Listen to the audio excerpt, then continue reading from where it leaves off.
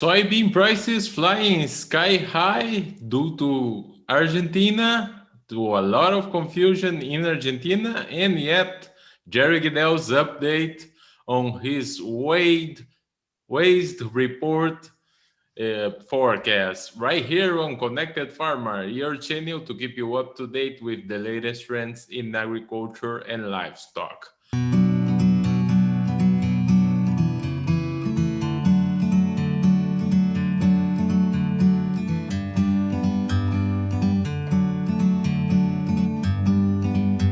So, Jerry, a lot of things are going on in Argentina. Until today, farmers are not selling corn in the domestic market, and they are not exporting corn and soybeans either.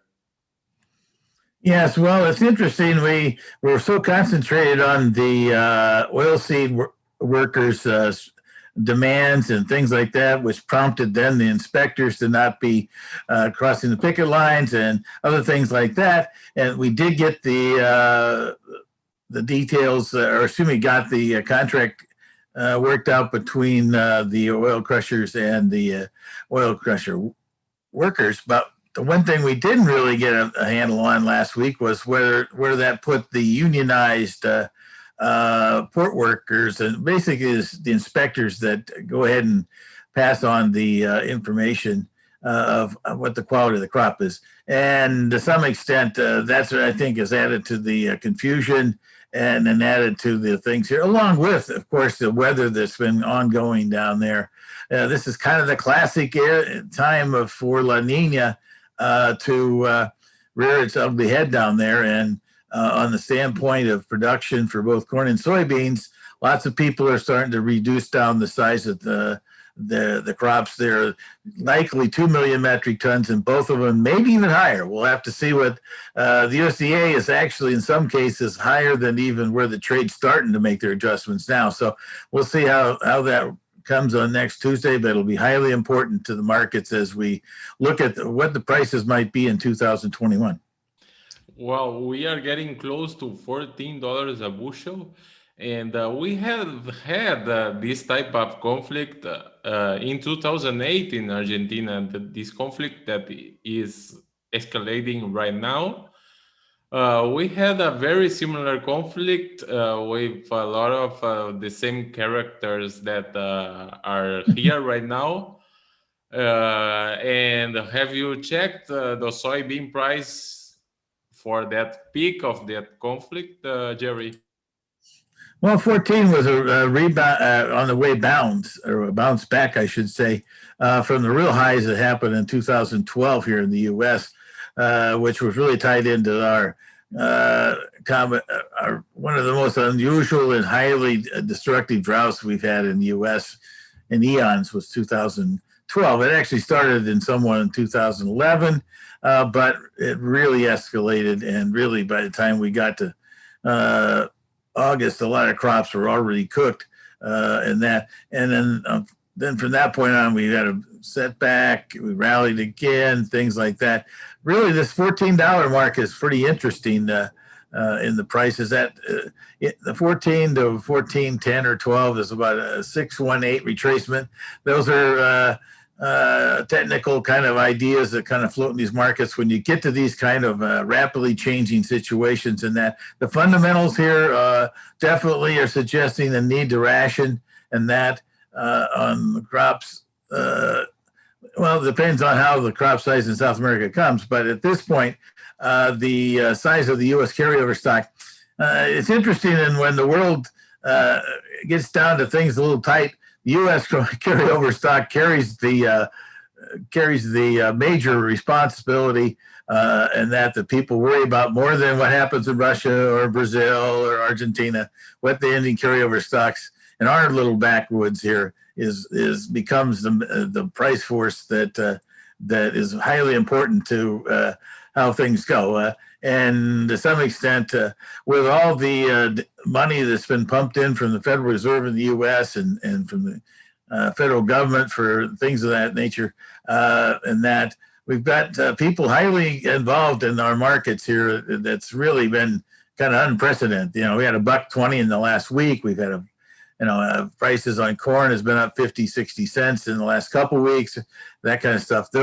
We are getting to the kind of the fluffy end of the market at this point to some extent. And it would be highly important that these numbers on January 12th kind of meet what people are expecting. Unfortunately, I think the expectations are getting pretty aggressive here on how things are going to change and things like that. Yes, and what have you seen in changes from last week? Well, I think the interesting thing, we did get an update on our November U.S. crush. We had an idea for that from our processors coming out with their idea mid-month, and that kind of related to a number right around 192 million. It came in 191 million. That's really not a big deal, 1 million. The key thing is that the total for the quarter here came in about as anticipated, and that around 559 million, which is higher than 28 million over what it was previously of a record. That's why I think the reason why the USDA has already put their number up last month on U.S. crush up to 2.195. Now, the other number came out Monday, and I think that's interesting in the fact that the crush statistics for ethanol, they call it the grind, I guess, at this point, came in at 431 million bushels, and that right on target as I was anticipated. And it's definitely a slightly higher number than I think people were looking for the first 2 or 3 months of this year. And it's come from a combination of poor quality to the crop from last year. It looks like the producers are making sure that gets moved through the system and not contaminating the new corn that they had harvested. And that I think our quality of the corn will start to produce a little higher amount of ethanol and as we go forward here. But in the short term, those numbers seem to be on target. And I think the one twist of fate is that if you compare this to last year, the winter quarter here, December, January, and February, actually picked up pretty significantly last year in the U.S. ethanol processing industry after kind of a lackluster fall period there in September and October, even November. We were comparison year over year, we were running around 94, 95% year over year. Looks like the December number that just has got finalized here with this week's data came in at around 90% year over year. So the possibility that people might think that ethanol is going to rebound here and go substantially higher than the USDA's current estimate of 5.05 billion, I think is, well, at least right now, the thing is we're kind of out kind of making sure how this thing continues this winter, and considering the fact we're in the kind of the middle of another surge in COVID issues in the U.S. and more people staying home and more people not going out, I think that the U.S. demand for ethanol/gasoline is not going to be all that impressive. So I think the USDA is going to stay tough on that, or not change their number on the corn domestic demand here in the upcoming report next week. Because really, when all gets said and done, we always have to end up looking at how the combination of the crop size and the demand and how that relates to how many bushels are left in the estimate at the end of the year. And that's the real number that people are watching next Tuesday. And we have had even the Cargill person saying that we need to ration more demand. Exactly, because he put out that comment here this morning about the fact that's, and I think he's definitely right. There's the situation here with 91.5% of the beans already sold. We're down to a very modest shipping period here for the balance of the year. We've shipped out a huge portion. I think we only have about like a billion. Well, actually, we shipped out $1.1 billion in the first quarter. from all expectations. And at this point, we continue to see our numbers being revised up every week in these U.S. inspections that are going out here in the U.S. But in general, the one thing is that we are getting closer and closer to the biggest part of the crop coming in Brazil here. And I wouldn't say it's going to show up in much between now and the 1st of March, but from the March on, there's going to be plenty of bushels. Even if we've had a smaller crop, there's still going to be, right now, the expectations were for a crop to be 7 or 8 million higher than last year. I don't know if we're going to see that, but at the same time, we're still going to have a crop that's pretty substantial in the 125, 126 million level at the worst. And that was last year's total. And I think that's the real feature in this market, as we really do need to start to think about the fact that, in general, the markets, we're definitely getting lots of concerns and things like that into the market going ahead of itself, highly important, and we need to make sure that we have supplies available at the end of the year. But at the same time, markets sometimes get way ahead of themselves, and we're getting very close to that, in my opinion. And that, because I really, one of the big things that people are going to watch, and I think it is going to be the major thing people are watching here on next Tuesday, is going to be what does the USDA come up with for their ending carryover stock for 2020-21 in the U.S.